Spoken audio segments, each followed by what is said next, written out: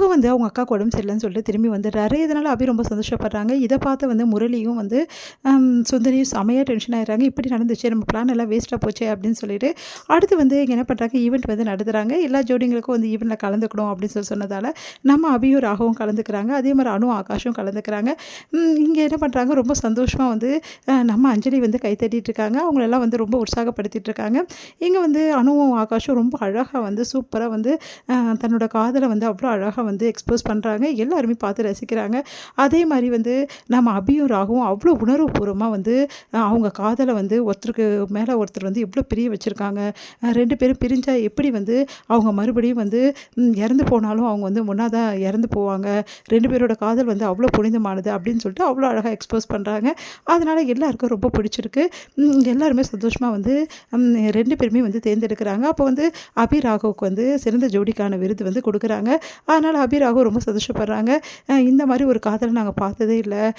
வந்து ஒருத்தர் மேலே ஒருத்தர் இவ்வளோ பிரிய வச்சுருந்தா இந்த மாதிரி நடிக்க முடியும் தத்துருவமா அப்படி சொல்லிட்டு இருக்காங்க. அதெல்லாம் கேட்டு அபி வந்து அப்படியே ராகவை பார்த்துக்கிட்டே இருக்காங்க. அப்படியே கண்ணிமைக்காமல் வந்து ராகவை பார்த்து வந்து மனசில் வந்து அப்படியே காதல் வயப்படுறாங்க. அப்படியே பார்த்துக்கிட்டே இருக்காங்க.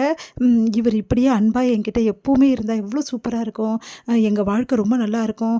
ஆனால் வந்து ராக்கி பாய் வந்து ஜெயிலராக மாறிடுறாரு. அப்பப்போ என் மேலே கோவத்தை காட்டுறாரு. அந்த கோவத்தை எப்படி குறைக்கிறதுன்னு எனக்கு தெரில. காரணமே இல்லாமல் என் மேலே கோவப்பட்டுட்டே இருக்காரு. அந்த காரணம் என்னன்னு எனக்கு புரிய மாட்டேங்குது அப்படின்னு சொல்லிட்டு அபி வந்து மனசை கஷ்டப்படுறாங்க. அப்படி ராகவை பார்த்துருக்காரு. ராகவை பார்த்து முறைக்கிறாரு. நம்ம காதலோடு பார்த்தாலும் இவர் நம்மளை வந்து எங்கே பார்க்குறாரு, இவர் அன்பாவை பார்க்குறாரு, முறைச்சி தான் பார்க்குறாரு அப்படின்னு சொல்லிட்டு அபி வந்து என்ன பண்ணுறது தெரியாமல் பார்க்குறாங்க. உடனே வந்து ராகு வந்து அப்படியே பார்த்து டென்ஷன் ஆகுறாரு. எல்லாம் முன்னாடி ராகு வந்து சந்தோஷமாக வந்து அபி கூட சேர்ந்து வாங்கிக்கிறாரு. அந்த வந்து அவரோட சார்பாக வந்து வாங்கிக்கிறாரு.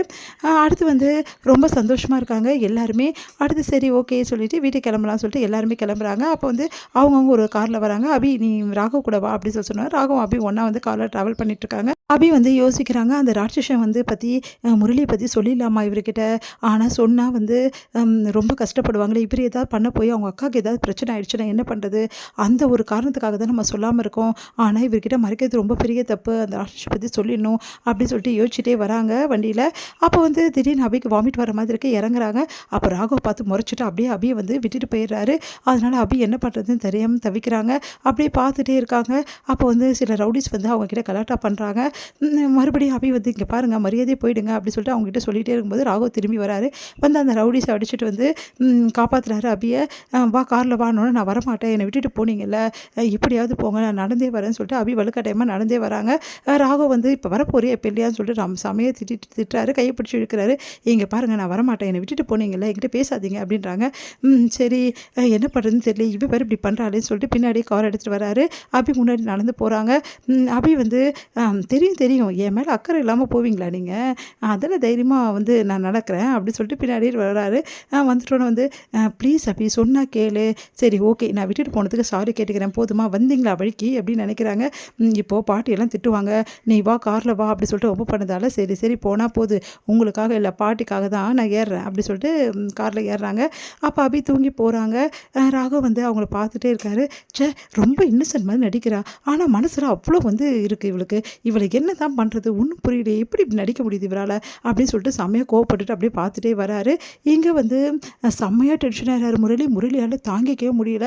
அபி ராகவ் வந்து சிறந்த ஜோடின்னு சொல்லிட்டு பரிசு வாங்குறாங்க. அவங்க ரொம்ப ரொமான்டிக்காக இருக்காங்க. இதெல்லாம் என்னால் பார்க்க முடியல, இவங்களை பிரிக்கலான்னு பார்த்தா அதுவும் முடியலையே, என்ன பண்ணுறதுன்னு தெரியலையே, என்னால் பார்க்க முடியல. அபி நீ வேற ஒருத்தனோட பொண்டாட்டியா, என்னால் நினச்சி கூட பார்க்க முடியல, அதுவும் அவன் கூட அப்படி, ஐயோ என்னால் தாங்க முடியலையே அப்படின்னு சொல்லிட்டு அப்படியே தவிக்கிறாரு. எல்லாத்தையும் போட்டு உடைக்கிறாரு. அந்த டைமில் வந்து அஞ்சலி வராங்க. என்னங்க என்ன ஆச்சு, ஒரே டென்ஷனாக இருக்கீங்கன்னொன்னே, ஐயோ இவன் வேறு வந்து தொல்லை கொடுப்பாளே அப்படின்னு சொல்லிட்டு ஒன்றும் இல்லை அப்படின்னோடனே, கையில் என்னங்க அடிபட்டிருக்கு அப்படின்னு சொல்லிட்டு காட்ட சொல்ல, ஒன்றும் இல்லைன்னு சொல்கிறேன்ல அப்படின்னோடனே, என்னங்க நீங்கள் இவ்வளோ கோவப்படுறீங்க அப்படின்னு சொல்லிட்டு சொல்கிறாங்க. என்ன பண்ண தெரியாமல் முடிக்கிறாரு.